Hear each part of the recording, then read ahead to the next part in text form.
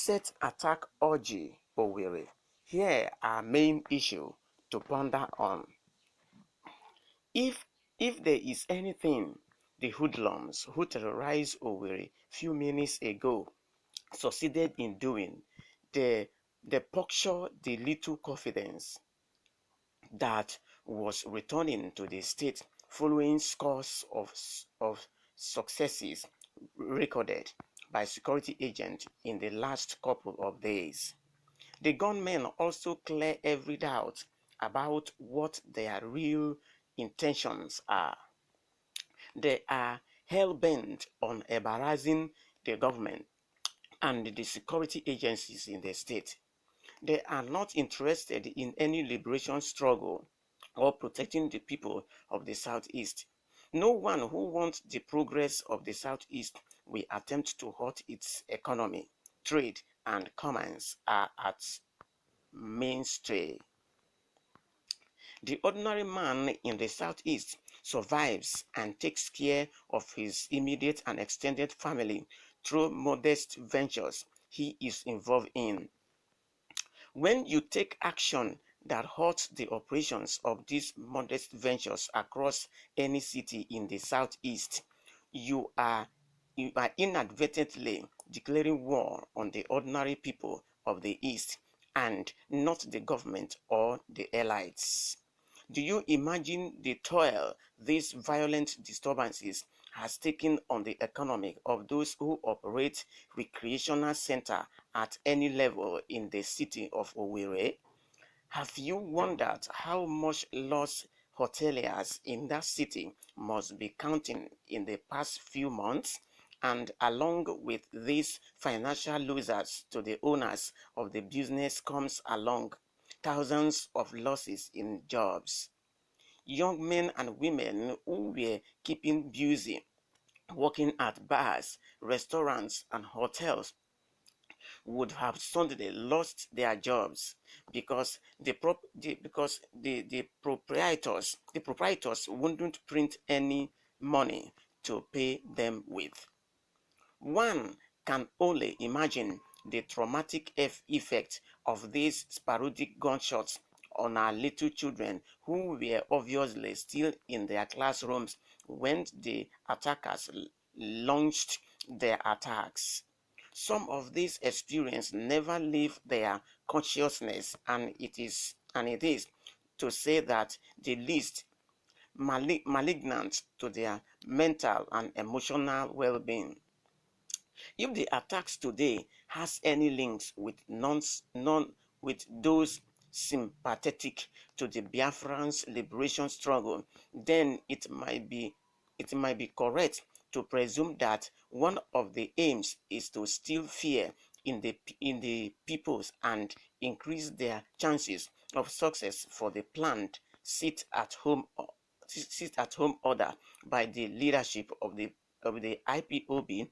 And if the Imo State governors claims that most of these attackers are not Igbos is anything to go by, then the current attack by the hoodlums should be seen as an effort on every Igbo man by these imported criminals.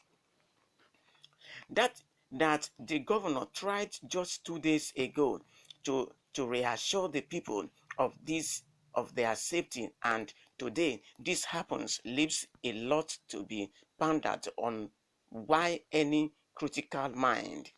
For one, it should let the governor understand better how to measure his words before letting them out.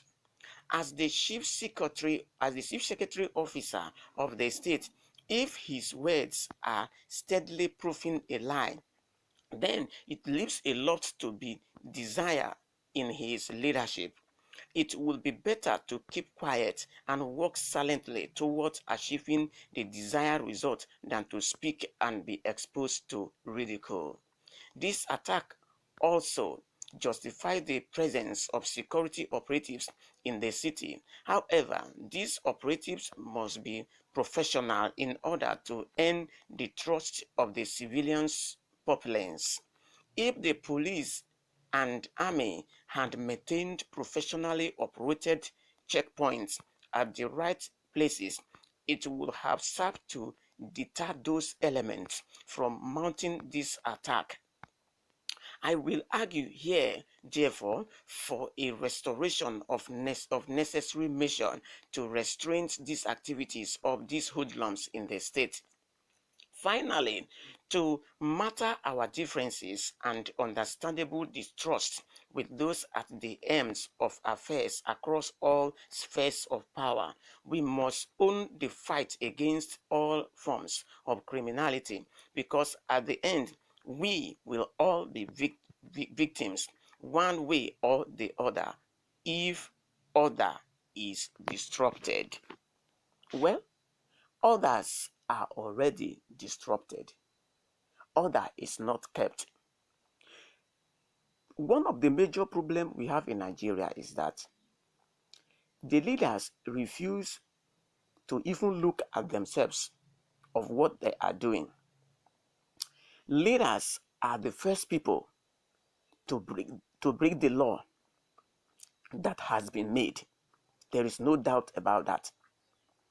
I want to speak here vehemently that in Nigeria as a whole, the governors, the ministers, the presidencies, how many of them are law-abiding citizens? That is where to come by. Not to talk of the citizens of the country. So if the citizens of the country are not law-abiding, it then means they learn it from the leaders. Now, if a leader is law-abiding citizen, why would he steal the Nigerians' money and keep it for himself and his family? Now, it was just alleged that why the chief of army staff was killed.